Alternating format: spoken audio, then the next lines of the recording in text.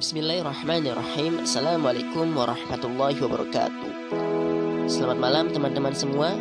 Pada kesempatan kali ini dalam mata kuliah Marketing Syariah, saya Bagus Prasetyo dari kelompok 5 akan mempresentasikan tentang konsep pemasaran dalam Islam. Seperti yang kita ketahui, pemasaran syariah telah menjadi topik yang sangat hangat diperbincangkan dalam beberapa tahun terakhir. Hal ini dipengaruhi oleh tumbuhnya industri halal di berbagai negara di dunia. Tidak hanya negara dengan populasi mayoritas muslim, tetapi juga di negara-negara dengan populasi muslim minoritas. Tumbuhnya industri pariwisata yang menggunakan syariah seperti industri kuliner, farmasi, kosmetik, perbankan, dan logistik menjadi salah satu alasan kuat berkembangnya adaptasi hukum Islam syariah di dalam dunia bisnis. Kemudian ada pengertian pemasaran syariah. Pemasaran syariah sendiri menurut definisi adalah penerapan suatu disiplin bisnis strategis yang sesuai dengan nilai dan prinsip syariah. Jadi, pemasaran syariah dijalankan berdasarkan konsep keislaman yang telah diajarkan oleh Nabi Muhammad SAW. Menurut Hermawan Kartajaya, nilai inti dari pemasaran syariah adalah integritas dan transparansi, sehingga marketer tidak boleh bohong dan orang membeli karena butuh dan sesuai dengan keinginannya dan kebutuhan, bukan karena diskonnya. Secara umum, pemasaran dapat diartikan sebagai suatu proses sosial yang merancang dan menawarkan sesuatu yang menjadi kebutuhan dan keinginan dari pelanggan dalam rangka memberikan kepuasan yang optimal. Menurut prinsip syariah, kegiatan pemasaran harus dilandasi semangat beribadah kepada Tuhan Sang Maha Kuasa, berusaha semaksimal mungkin untuk kesejahteraan bersama, bukan untuk kepentingan golongan, apalagi kepentingan sendiri. Kemudian dalam pemasaran syariah tersebut terdapat prinsip-prinsip pemasaran syariah. Yang pertama adalah ikhtiar. Ikhtiar adalah salah satu bentuk usaha untuk mengadakan perubahan yang dilakukan seseorang secara maksimal dengan segenap kemampuan yang dimiliki dengan harapan menghasilkan ridho Allah Subhanahu wa taala. Kemudian yang kedua ada manfaat. Manfaat artinya berguna bagi si pemakai produk atau jasa, bermanfaat jika mempunyai nilai guna yang dirasakan pemakai. Kemudian yang ketiga ada amanah atau tanggung jawab, yaitu yang bertanggung jawab terhadap apa yang dipromosikan dan menepati janjinya yang diberikan dalam sebuah promosi. Maka dari itu, tidak diperkenankan membuat iklan yang berlebih-lebihan dan terlalu banyak memuji produk.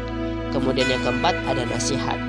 Produk atau jasa yang dikeluarkan harus mengandung unsur peringatan berupa nasihat, sehingga hati setiap konsumen yang memanfaatkannya tersentuh terhadap tujuan hakiki, kemanfaatan produk atau jasa yang digunakan. Kemudian yang kelima ada keadilan. Berbisnis secara adil adalah wajib hukumnya, bukan hanya himbauan dari Allah Subhanahu wa taala. Sikap adil termasuk di antara nilai-nilai yang telah ditetapkan oleh Islam dalam semua aspek ekonomi Islam. Kemudian yang keenam, transparan atau keterbukaan. Dalam pemasaran perusahaan harus transparan dengan stakeholdernya, pelanggan, karyawan, dan pemegang saham, yaitu dengan keterbukaan informasi yang sejelas-jelasnya dan tidak boleh ditutup-tutupi. Kemudian yang ketujuh ada kejujuran. Dalam promosi, informasi yang dipaparkan harus sesuai dengan spesifikasi produk itu sendiri dan tidak boleh menyelewengkan informasi tentang suatu produk apapun. Kemudian yang kedelapan adalah ikhlas atau tulus. Ikhlas atau tulus merupakan salah satu nilai keislaman yang terdapat dalam kegiatan promosi. Dalam mempromosikan produknya, seseorang atau perusahaan harus mempunyai niat yang baik, ikhlas, dan tidak ada itikat buruk apapun. Dalam pemasaran syariah terdapat dalil Al-Quran yang dapat kita pelajari dan kita pahami di dalamnya. Dalil Al-Quran yang berkaitan dengan pemasaran syariah ini adalah surat An-Nisa ayat 29, di mana yang bunyinya adalah A'udzu billahi minasyaitonir rajim. Bismillahirrahmanirrahim. Ya ayyuhalladzina amanu la ta'kulu amwalakum bainakum bil batil illa an takuna tijaratan an taradi minkum wa la taqtulu anfusakum innallaha kana bikum rahima. Artinya, hai orang-orang yang beriman, Janganlah kamu saling memakan harta sesamamu dengan jalan yang batil, kecuali dengan jalan perniagaan yang berlaku dengan suka sama suka di antara kamu. Dan janganlah kamu membunuh dirimu, sesungguhnya Allah adalah Maha Penyayang kepadamu. Quran Surat An-Nisa ayat 29. Selain prinsip-prinsip dalam pemasaran syariah, juga terdapat etika pemasaran yang dikemukakan oleh Tamamuddin yang bisa diterapkan dalam proses pemasaran, yaitu yang pertama adalah memiliki kepribadian spiritual, yaitu berperilaku baik dan simpatik. Yang kedua, berlaku adil dalam bisnis. Yang ketiga, bersikap melayani dan rendah hati. Yang keempat, menepati janji dan tidak curang. Yang kelima, jujur dan terpercaya. Yang keenam, tidak suka berburuk sangka. Yang ketujuh, tidak suka menjelek-jelekan. Dan yang terakhir, yang kedelapan, tidak melakukan sogok atau riswah. Hal-hal yang harus dihindari oleh marketer syariah ialah yang pertama, tidak adil dalam penentuan tarif dan uang pertanggungan. Yang kedua, melakukan transaksi terhadap produk yang mengandung unsur maisir, gharar, dan riba. Yang ketiga, khianat atau tidak menepati janji. Yang keempat, menimbun barang untuk menaikkan harga. Yang kelima, menjual barang hasil curian dan korupsi. Yang keenam, sering melakukan sumpah palsu atau sering berdusta. Yang ketujuh, melakukan penekanan dan pemaksaan terhadap pelanggan. Yang kedelapan, mempermainkan harga. Yang kesembilan, mematikan perdagangan kecil. Yang kesepuluh, melakukan monopoli. Yang kesebelas, talaqi rukban. Kemudian yang ke-12, melakukan suap atau sogok dalam memperlancar bisnis. Kemudian yang terakhir, yang ke-13, melakukan tindakan korupsi.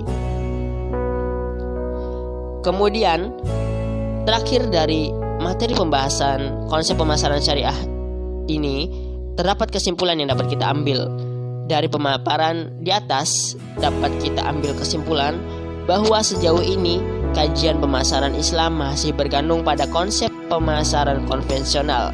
Peran agama Islam dalam perumusan konsep dan strategi pemasaran Islam hanya sebatas alat pemasaran.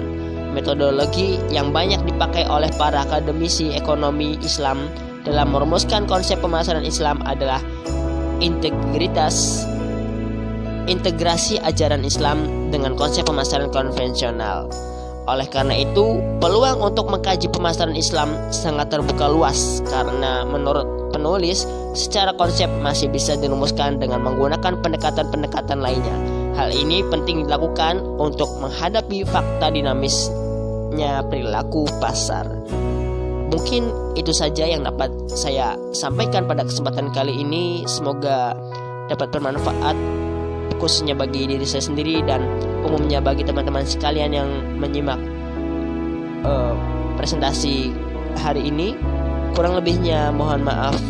Wabillahi taufiq wal hidayah. Wassalamualaikum warahmatullahi wabarakatuh.